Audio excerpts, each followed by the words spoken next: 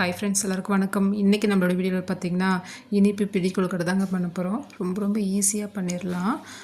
நல்லா பூ போல் ரொம்ப நேரத்துக்கு மேலே காஞ்சி போகாமல் நல்லா சாஃப்டாக இருக்கும். வாங்க இனிப்பு பிடி கொழுக்கட்டை எப்படி பண்ணுறதுன்னு பார்க்கலாம். கொழுக்கட்டை பண்ணுறதுக்கு ஸ்டவ் ஆன் பண்ணிவிட்டு ஒரு பாத்திரம் வச்சுக்கலாங்க. இதில் 3/4 கப் அளவுக்கு வெல்லம் சேர்த்துக்கலாம். நல்லா அது மாதிரி பொடிச்சிட்டு சேர்த்துக்கலாம். இதோட 1/4 கப் அளவுக்கு தண்ணி சேர்த்துக்கலாங்க. சேர்த்துட்டு வெல்லம் தண்ணியை நல்லா கரைச்சிக்கலாம். இதோட 2 ஏலக்காய் பொடிச்சிட்டு சேர்த்துக்கலாம். பாகுப்பதம் எதுவும் தேவையில்லை. வெல்லம் கரைஞ்சி வந்தால் போதும். வெல்லம் நல்லா கரைஞ்சதுக்கப்புறம் ஒரு பக்கம் எடுத்து வச்சிடலாங்க. இப்போ சின்னதாக ஒரு கடாயில் 1 ஸ்பூன் அளவுக்கு எள்ளு சேர்த்துட்டு நல்லா வறுத்துக்கலாம். எள்ளு சேர்த்து பண்ணும்போது கொழுக்கட்டை பார்த்திங்கன்னா நல்லா வாசமாக நல்லா டேஸ்ட்டாக இருக்கும். எள்ளையும் நல்லா தனியாக வறுத்து எடுத்து வச்சுக்கலாம்.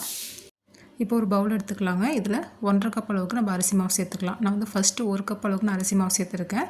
அதுக்கப்புறம் 1/2 கப்பு சேர்த்துக்கலாம். இதோட ஒரு சிட்டிகை உப்பு சேர்த்துக்கலாங்க. இதோட ஒரு கைப்பிடி அளவுக்கு தேங்காய் சேர்த்துக்கலாம். திருகின தேங்காய் சேர்த்துக்கலாம். இதோட 1 ஸ்பூன் வறுத்த எள்ளையும் சேர்த்துக்கலாம். சேர்த்துட்டு நல்லா கலந்து விட்டுக்கலாங்க. நான் இன்றைக்கி வீட்டிலே ரெடி பண்ண கொழுக்கட்டை மாவு எடுத்துருக்கேன். கடையில் வாங்கின மாவாக இருந்ததுன்னா லைட்டாக வறுத்துட்டு சேர்த்துக்கோங்க.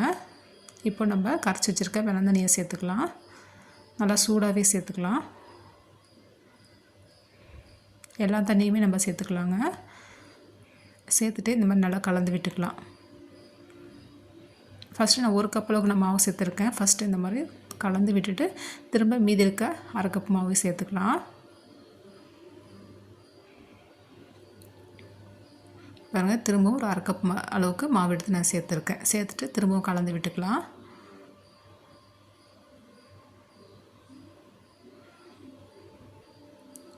பாருங்கள், இந்த அளவுக்கு நல்லா கலந்துக்கலாம். இது ஒரு பக்கமாக இருக்கட்டும்.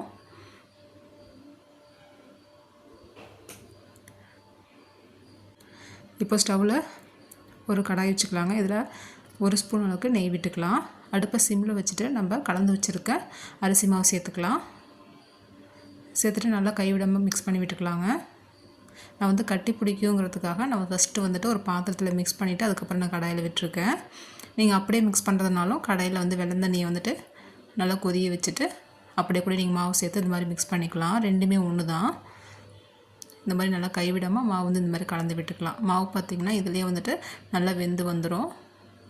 இந்த மாதிரி நம்ம பண்ணும்போது கொழுக்கட்டை பார்த்திங்கன்னா நல்லா சாஃப்டாக இருக்கும். மேலே காஞ்சி போகாமல் ரொம்ப நேரத்துக்கு ரொம்ப நல்லா இருக்குங்க. இந்த மாதிரி கலந்து விட்டுட்டு ஸ்டவ் ஆஃப் பண்ணிவிட்டு இந்த மாதிரி ஒரு மூடி போட்டு வச்சிடலாம். ஒரு 10 நிமிஷத்துக்கு அப்படியே இருக்கட்டும். இந்த மாவு நல்லா ஓரளவுக்கு ஆறி வந்ததுக்கப்புறம் ஒரு கை பொறுக்கிற சூடு வந்ததுக்கப்புறம் கையில் லைட்டாக நெய் இல்லைன்னா எண்ணெய் தடவிட்டு திரும்பவும் பார்த்திங்கன்னா மாவு நல்லா பிசைஞ்சிக்கலாம். நல்லா சாஃப்டாக பிசைஞ்சு எடுத்துக்கலாம். மாவு பார்த்திங்கன்னா நல்லா சாஃப்டாக இருக்கணும். இந்த மாதிரி இருந்தால் தான் மாவு பார்த்திங்கன்னா நல்லா இந்த பதத்துக்கு இருக்கணும். இந்த மாதிரி இருந்தால் தான் நமக்கு கொழுக்கட்டை விரிசல் இல்லாமல் நல்லா சாஃப்டாக இருக்கும். பாருங்கள், இது மாதிரி கொஞ்சமாக மாவு எடுத்து இந்த மாதிரி பிடி கொழுக்கட்டை பண்ணிக்கலாம். மாவு பாருங்கள் எவ்வளோ சாஃப்டாக இருக்குது பாருங்கள். இதே மாதிரி மீதி இருக்கிறதையும் நம்ம கொழுக்கட்டை செஞ்சுக்கலாம். இந்த மாதிரி விரலை வச்சு இந்த மாதிரி அமுக்கும் போது நல்லா இந்த மாதிரி பிடி கொழுக்கட்டை வந்துடும். இதே மாதிரி பாருங்கள், எல்லாமே கொழுக்கட்டை பண்ணிட்டேன். இப்போ ஒரு 10லேருந்து ஒரு 15 நிமிஷத்துக்கு ஹை ஃப்ளேமில் வச்சு நம்ம வேக வச்சு எடுத்துக்கலாங்க. தண்ணி நல்லா கொதிஞ்சதுக்கப்புறம் நம்ம கொழுக்கட்டை எடுத்து வச்சு அவிச்சிக்கலாம். அப்படி ஒரு 10 நிமிஷம் இருக்கட்டும், பார்க்கலாம். கொழுக்கட்டை பார்த்திங்கன்னா நல்லா சூப்பராக ரெடியாகி வந்திருக்கு. இந்த விநாயகர் இந்த மாதிரி பிடி கொழுக்கட்டை பண்ணுங்கள். ரொம்ப நேரத்துக்கு ரொம்ப நல்லாயிருக்கும். நீங்கள் காலையில் செஞ்சிட்டிங்கன்னா சாயந்தரம் வரலையும் கூட நல்லா மேலே உணர்ந்து போகாமல் நல்லா சாஃப்டாக இருக்கும். கண்டிப்பாக ட்ரை பண்ணி பாருங்கள். இந்த வீடியோவில் சொல்லியிருக்க அளவுகளோட கண்டிப்பாக ட்ரை பண்ணுங்கள் ஃப்ரெண்ட்ஸ். ரொம்ப சூப்பராக கொழுக்கட்டை வரும். ஓகே ஃப்ரெண்ட்ஸ், இந்த வீடியோ பிடிச்சிருந்தால் லைக் பண்ணுங்கள்.